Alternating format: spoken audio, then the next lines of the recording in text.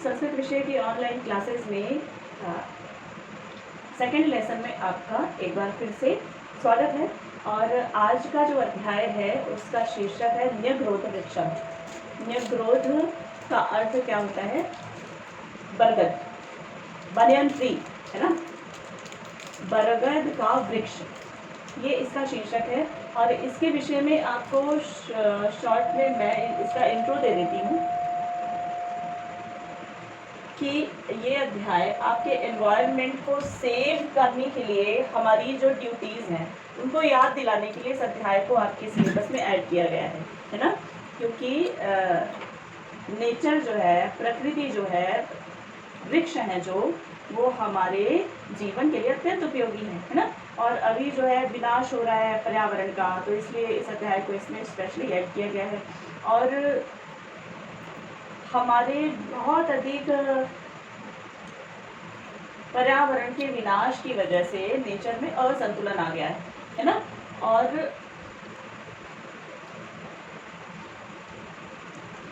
इसका जो संधि विच्छेद होता है, परिधन आवरण, चारों ओर से होने वाला आवरण पर्यावरण कहलाता है ना। तो उसके संरक्षण की हमारी जिम्मेदारी है। इसको एक स्टोरी के रूप में यहाँ आपको अत्यंत रोचक रूप में इसको आपको समझाया जाएगा।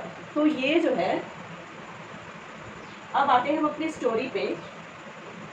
स्टोरी एक बरगद के वृक्ष की है।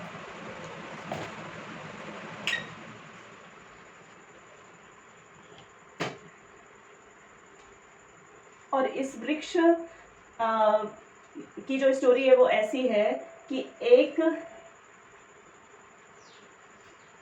गांव में एक विशाल बरगद का वृक्ष था। उसमें अनेक जीव जंतु और पक्षी इत्यादि आराम से रहते थे। उसको उन्होंने अपना आश्रय के रूप में इस्तेमाल किया था। और जो ऐसे राहगीर लोग रहते थे ना, वो वहाँ से निकलते तो उसके नीचे छाया में उसके विश्राम करते थे और नाश्ता भोजन इत्यादि किया करते थे। और उसमें सांप आदि भी अपनी वाल्मीकि यानी कि जो बिल होता है, बामी बना के रखते थे, है ना। तो और ऐसे ये वृक्ष जो है सभी लोगों का हित करता था, सभी लोगों का हित करता था, है ना, वृक्ष। तो एक बार ऐसा हुआ कि उस वृक्ष में रहने वाला कौवा एक था।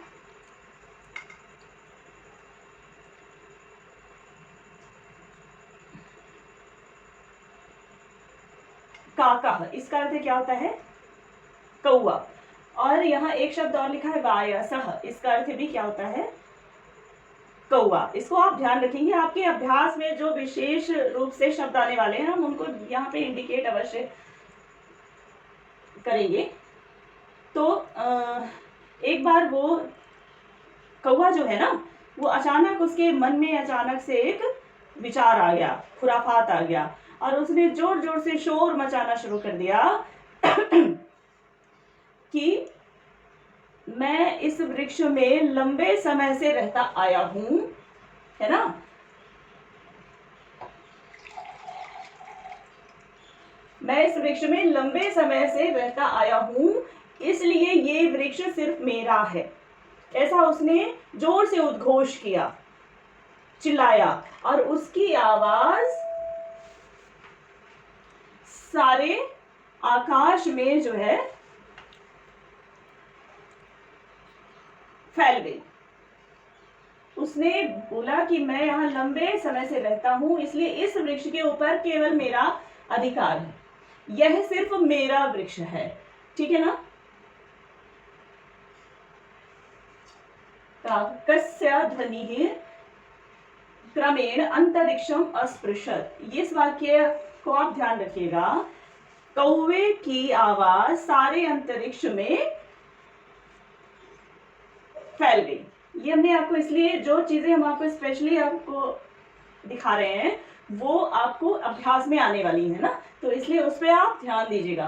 अब आगे क्या हुआ बच्चों कि कौवे की आवाज को अन्य लोगों ने भी वहां पे सुना, जो अन्य जीव जंतु रहते थे, कीड़े मकोड़े रहते थे, उन लोगों ने सुना तो वो लोग हैरान रह गए कि अरे ये तो इसमें अकेले अपना अधिकार जता रहा है।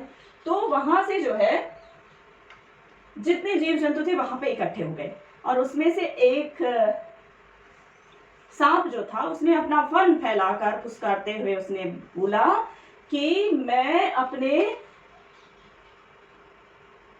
पूर्वज जो मेरे थे वो भी यहीं रहते थे, सिर्फ मैं ही नहीं, पूर्वज भी मेरे यहीं रहते थे, इसलिए मैं यहीं रहूंगा, ये वृक्ष मेरा। उसने भी अपना हक उसके ऊपर जताया, वृक्ष के ऊपर। और यहाँ पे एक वर्ड लिखा हुआ है फटाटोपम, इसको आप नोट कीजिएगा। फटाटोपम का अर्थ क्या होता है? फन फैलाकर उसने ये बात सर्प ने बोली। अब उसमें एक वो होते हैं ना कीड़े होते छोटे छोटे से, तो वो लोग भी आ गए, अपने उसमें आ गए, एकदम जोश में आ गए कि अरे सब लोग अपना अपना हक जता रहे, हम भी अपना हक जताएंगे। तो एक कीड़ा शाकांतरम चंक्रम्य एकः कीटः अवदत्, एक ऐसे कीड़ा उड़ा और ऐसे आवाज लगाते हुए, परिक्रमा लगाते हुए, उड़ते हुए, चंक्रम्य शब्द आप नोट कीजिएगा, ठीक है। और उसने बोला कि सिर्फ मैं ही नहीं, मेरे फैमिली भी यहीं पे रहती है, अर्भक रहते हैं, बच्चों के साथ, फैमिली के साथ मैं यहाँ पे रहता हूं, तो ये वृक्ष मेरा है। अतोयम मदीय वृक्ष, अतोयम वृक्ष ममैव, इसलिए ये वृक्ष मेरा है। उसने भी अपना हक जताया जोर शोर से, बिल्कुल, है ना। और फिर क्या हुआ, इसके अलावा यहाँ पे एक चीज लिखी हुई शुक, शुकः का अर्थ क्या होता है? मिट्ठू होता है, तोता होता है ना, उसको संस्कृत बोलते हैं शुक। तो वो भी आ गया और उसने भी अपना हक जताया, बोला कि इस वृक्ष के फलों को खाते हुए मैंने अपना जीवन बिताया है। इतना ही नहीं, पैदा भी मैं यहीं पे हुआ हूं, तो इसलिए इस वृक्ष पर मेरा हक है, मैं इस वृक्ष को छोड़कर नहीं जाऊंगा, मैं इसको छोड़ने की इच्छा नहीं रखता हूं। ऐसा द्रुम यहाँ पे लिखा हुआ है। द्रुम का अर्थ भी क्या होता है? वृक्ष होता है। वृक्ष को ही उसका एक नाम क्या होता है? ये होता है द्रुम, ठीक है। ऐसा उसने जोर से चिल्ला के शुक ने बोला। अब क्या हुआ, इसके उपरांत तो शोर ही मच गया, कोलाहल मच गया, एकदम सब लोग अपना अपना हक जताने लगे, मेरा वृक्ष है, मेरा वृक्ष है, मेरा वृक्ष है। एक शोर मच गया, विचित्र शोर मच गया। कोलाहल करते क्या होता है? शोर होना, ठीक है। अब आगे क्या हुआ, आगे तो और भी इंटरेस्टिंग स्टोरी है। आगे क्या हुआ कि सब लोग मिलके एक, देख यहाँ पे क्या लिखा है? अजा। अज का अर्थ क्या होता है? बकरी, और यहाँ उसका क्या है? बच्चा। तो इन्होंने अपना न्यायाधीश जो है, जज जो है, उसको बनाया। किसको बनाया? बकरे को बनाया, बच्चे को बनाया। मेमना जो होता है, मेमना होता है बकरी का छोटा सा बच्चा, उसको इन लोगों ने, सब लोगों ने मिलकर जज बना दिया। और उन्होंने बोला कि आप ही हमारा फैसला कीजिए, हमारा हिस्सा हमको आप दिलवाइए। तो जो अज था, वो जो मेमना था, बच्चा था, बकरा था, तो उसने भी बहुत सोच समझ के बड़े स्टाइल में आके उसने कहा कि हमने आप लोगों की समस्या पे विचार किया, सुना अच्छे से, अब हम आपको इसका हल अवश्य बताएंगे और सबको सबका हिस्सा अवश्य ही मिलेगा, है ना। तो ऐसा होते उसने ये बोला कि इस गांव में मेरा एक मित्र रहता है, जो क्या है, ये यहाँ पे इसको आप लिख लीजिएगा, वृक्ष छेदक। इसका अर्थ क्या होता है? लकड़हारा, है ना, लकड़ियों को काटने वाला। बोला उसने कि मेरा एक मित्र है लकड़हारा, वहां चलते हैं और इस वृक्ष के बहुत सारे खंड करवा देंगे और सबको सबका हिस्सा दे देंगे। अब बताइए, उसने भी खंडन का निर्णय लिया, और उसके इस निर्णय में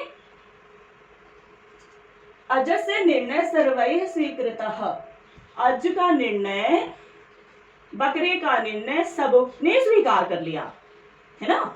और उसके साथ वृक्ष छेदक के समीप वो लोग गए, लकड़हारा जो था उसके यहाँ गए, और उन्होंने उससे निवेदन किया कि आप उस वृक्ष को काट दीजिए, ठीक है ना। तो अब लकड़हारे ने क्या कहा, लकड़हारे ने बोला कि हाँ ये बात सच है कि मैं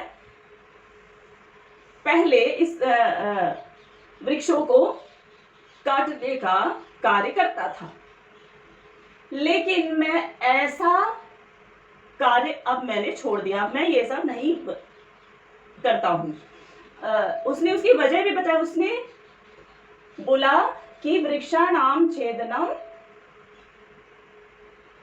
महत् पापम इति। उसने बताया कि वृक्षों को काटना क्या है, महान अपराध है, पाप है ये, तो अब मैंने ये सब करना छोड़ दिया। ये लाइन आप लोग नोट कर लीजिएगा, वृक्षाणाम छेदनम, ठीक है ना। तो इसलिए मैं आप जो वृक्ष बता रहे हैं उसको मुझे माफ कीजिएगा, मैं उसको काटूंगा। तो अब क्या हुआ कि ये लोग उससे अत्यंत निवेदन करने लगे, जोर देने लगे उसके ऊपर, दबाव बनाने लगे उसके ऊपर। तो फिर उन लोगों को उस लकड़हारे ने समझाना शुरू किया। उसने बोला कि अच्छा तो ठीक है, सबसे आगे तो आप लोग हमारे सवालों का आप लोग जवाब दे दीजिए, फिर आगे हम निर्णय लेंगे कि हमको मानना है कि नहीं आपकी बात। बोला उसने कि ये वृक्ष जो है सभी के लिए उपकारी है, सबका हित करता है, किसी को आश्रय देता है, किसी को श्वास देता है, किसी को भोजन देता है, सबके लिए उपकार करता है, छाया देता है, ठीक है। लेकिन इसके उपकार के एवज में, बदले में आप लोगों ने इसके लिए कौन सा उपकार किया?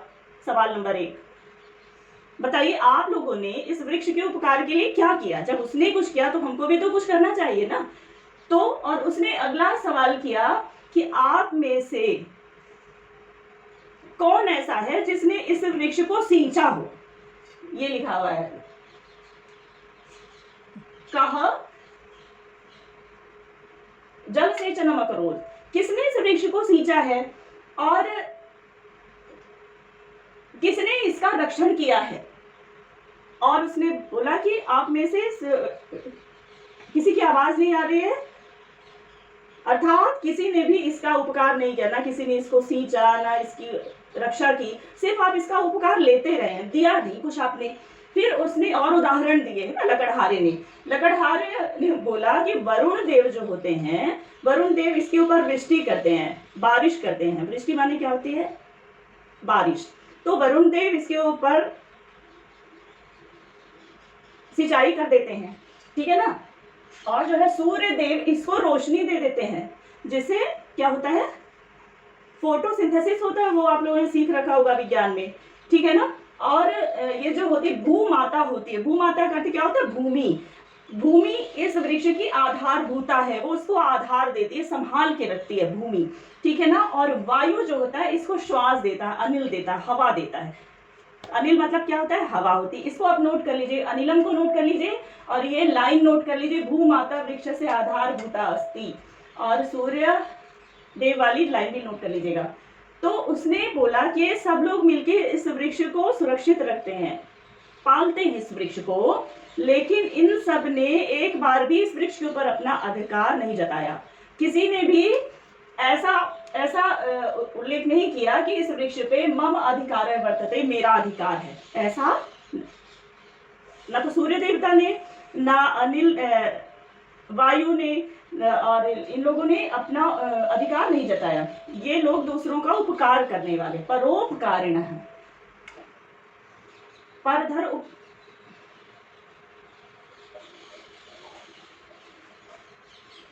ठीक है ना। और लेकिन आप सब क्या है? दूसरों का अपकार करने वाले।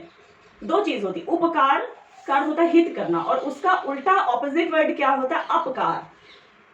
परोपकारिण है, दूसरों का अपकार करने वाले हैं आप लोग, अहित करने वाले हैं। और आप स्वार्थ के लिए इस वृक्ष का नाश करना चाहते हैं, है ना। अब आप लोगों ने सोचा है क्या कि अगर ये वृक्ष आपका नष्ट हो जाएगा, ये आपका आश्रय नष्ट हो जाएगा, तो इसके उपरांत आपका आश्रय फिर और दूसरा नहीं मिलेगा आपको, कहाँ जाएंगे आप, है ना। तो आखिरी में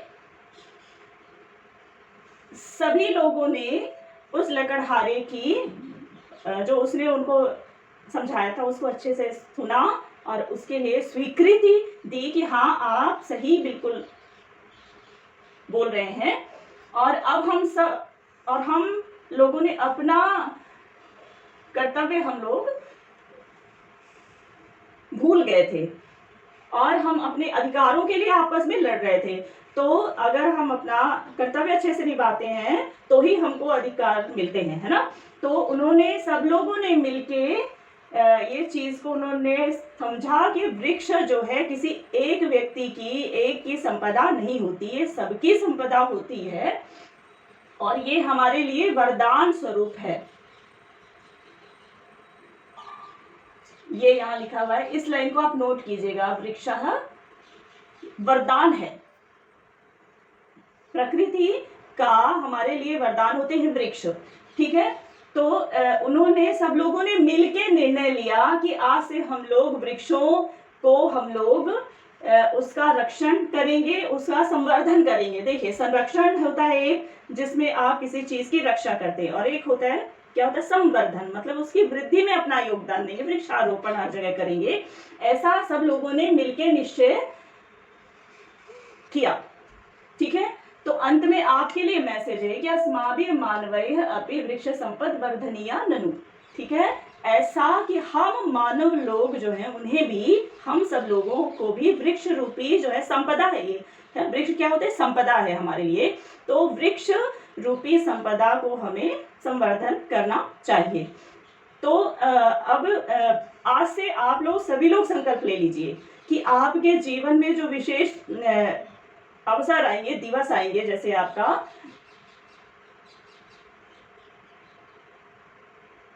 बर्थडे आता है या और भी ऐसे कोई दिन आते हैं, तो उनमें आप वृक्षारोपण अवश्य करेंगे। और केवल वृक्षारोपण ही नहीं, उनका संरक्षण भी, उनको आप सींचेंगे उनको और उनको बढ़ाएंगे, ठीक है ना। तो अगर आपको ये लगता है कि आपने ये लेसन जो है अच्छे से सीख लिया है, तो ये संकल्प आप याद रखिएगा और आज से इसको आप लागू भी कीजिएगा। इसके साथ ही अध्याय नंबर 2 यहाँ पर जो है समाप्त होता है और इस अध्याय का अभ्यास आपको अगले वीडियो में मिल जाएगा।